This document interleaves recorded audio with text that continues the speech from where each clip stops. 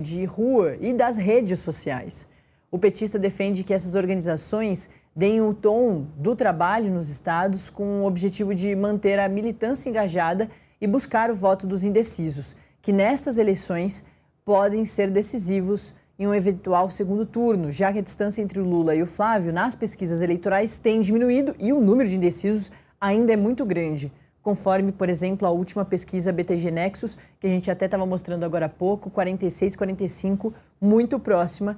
Esse é um novo recorde da BTG, que foi divulgado nessa segunda-feira. E, claro, preocupa mais o presidente Lula e alimenta ali a esperança de Flávio Bolsonaro. Eu queria te ouvir, Lucas, além desse trabalho do presidente Lula, focando aí muito nas redes sociais. Ele é um candidato muito mais velho que o Flávio Bolsonaro. O Flávio Bolsonaro, lançando a candidatura dele, colocou uma IA do Jair Bolsonaro, então vai utilizar muito a tecnologia durante a campanha. E o presidente Lula, enquanto isso, em São Paulo, quando lançava a candidatura do Fernando Haddad, no evento do Fernando Haddad, reforçou que IA não seria usada na sua campanha. Então tem essa antítese também muito interessante entre as duas campanhas principais aí que mais se destacam nas pesquisas. E depois eu ouvi um pouquinho sobre os dois estarem cada vez mais próximos nessas pesquisas todas que vão surgindo. Bom, começando pela parte da campanha estar se aproximando dos movimentos sociais e colocar isso como prioridade para essa semana. Como a gente mencionou aqui no começo da nossa conversa, a campanha do PT começa a enfrentar nesse momento escândalos que se aproximam mais do presidente. Até o mês passado, o que a gente tinha era a relação do PT da Bahia com o Vorcaro, sem nenhuma prova concreta de que o presidente tinha isso. Agora a gente tem investigações avançando sobre o próprio filho, o assessor pessoal. Então a campanha passa por esse momento delicado, nesse sentido, se aproximar de movimentos sociais com o objetivo de reaquecer aquela militância mais próxima que vai votar no PT, independente do que venha por aí, e dificulta, né, a presença em espaços que talvez possam representar ambientes mais hostis, onde o presidente pode ser confrontado com perguntas difíceis.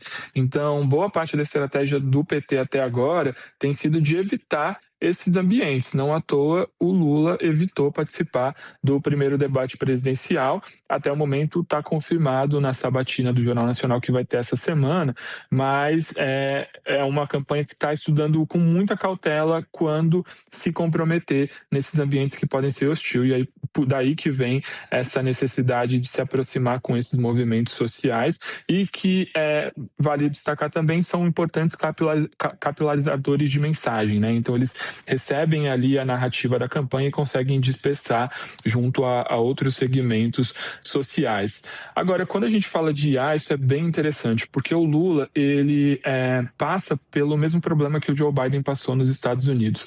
É um político com idade avançada e que precisa mostrar para o eleitor que não apenas ele tem um projeto político interessante, mas que ele tem capacidade de executar e vitalidade para estar energizando, né, um mandato por mais 4 anos. Então, a estratégia de evitar a IA também parte por essa linha, porque se a gente vai na campanha do Flávio, além de ter usado a IA com o próprio pai, ele também usa a IA em vídeos próprios, né? Então, pilotando uma aeronave, se colocando quase como um herói de ação em alguns momentos. Para o Lula, isso poderia pegar muito mal, né? Porque poderia ser visto como uma maquiagem em relação ao estado de saúde do Lula. Por isso que ele dá tanta ênfase em vídeos não editados, para conseguir se mostrar para o público sem muitos filtros e passar essa imagem de que ele tem sim capacidade de conduzir um governo de mais 4 anos. Perfeito. Lucas, vou continuar contigo, vou adicionar mais um elemento aqui para a nossa conversa, que é o nosso diretor da nossa redação do Metrópolis, lá em Minas Gerais, para falar sobre um outro dispositivo muito importante da democracia brasileira. A gente ontem falou muito sobre o primeiro debate presidencial, foi esvaziado, sem a presença de Flávio e também de Lula e de Romeu Zema. Mas esse outro dispositivo muito importante, além dos debates, são as sabatinas. Ontem o Jornal Nacional começou a fazer as sabatinas e é previsto que todos os principais candidatos participem, inclusive Lula e Flávio Bolsonaro. Mas quem abriu os trabalhos foi Romeu Zema, esse candidato que muitas vezes aparece ali em quinto, nas principais pesquisas, depois de Renan Santos, depois de Ronaldo Caiado. Não quis participar do debate, porque disse que só vai participar se Lula e Flávio participarem, mas participou da sabatina.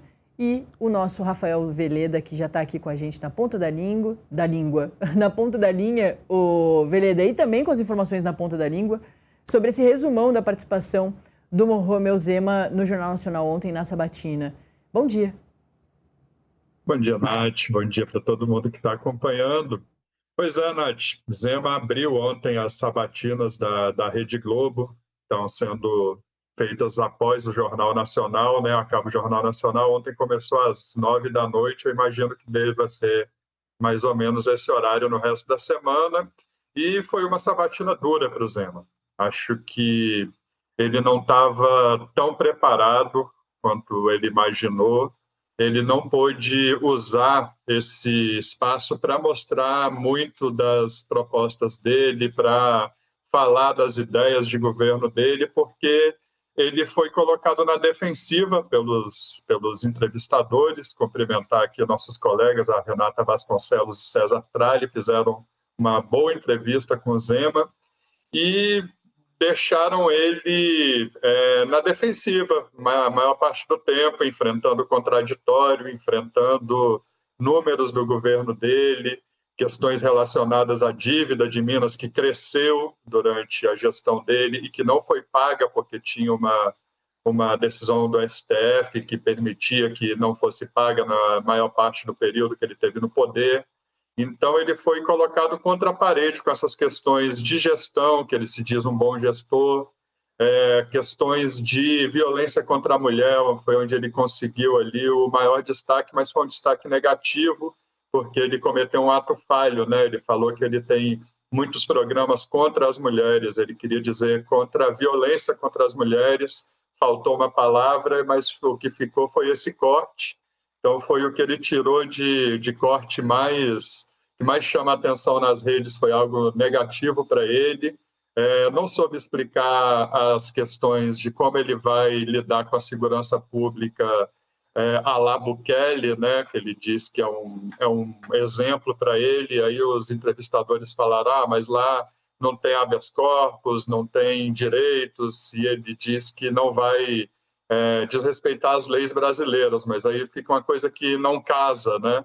Então eu diria que o Zema ele enfrentou o dilema de estar na Globo, que tem muita audiência, tem muita visibilidade, mas a entrevista é dura, né? A sabatina é dura e ele foi colocado contra a parede. Eu diria que, no geral, ele não saiu tão bem. O Veleda e também Lucas, fiquem aqui comigo que a gente vai continuar falando sobre o Zema lá na sabatina da Globo, mas antes eu preciso pedir o primeiro intervalinho. Para quem está com a gente pela Smart TV, na TV tem intervalo, são 4 um pouquinho mais ao longo do Acorda Metrópolis, mas esse é o primeiro. Em 2 minutinhos você já está de volta acompanhando aqui todas as nossas notícias ao vivo. E você que segue comigo no nosso canal no YouTube, o Metrópolis TV, no YouTube não tem intervalo, então a gente segue conversando aqui ao vivo, tá certo?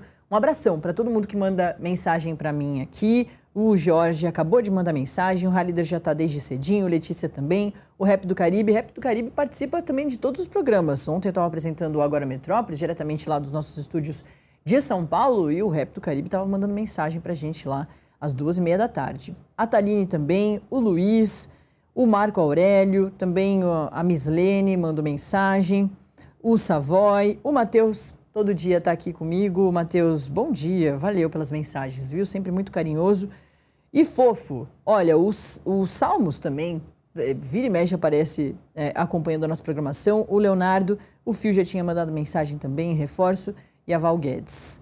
É isso, manda sua mensagem. A gente está te perguntando aqui na enquete se você concorda que o vazamento de informações pode comprometer a investigação da PF sobre o Lulinha. E por enquanto, na parcial, 61% da nossa audiência acha que sim, pode comprometer a investigação, e para 39% da nossa audiência não, tá certo? Mas essa é só a parcial até o final do do Acorda Metrópolis, a gente volta com o resultado final da enquete. A gente vai mudar muito rapidamente de assunto para fazer um registro muito importante, tá? A gente falou muito sobre a Agência Nacional de Proteção de Dados no caso da Discord e agora a gente vai falar sobre TikTok. A mesma agência, a ANP,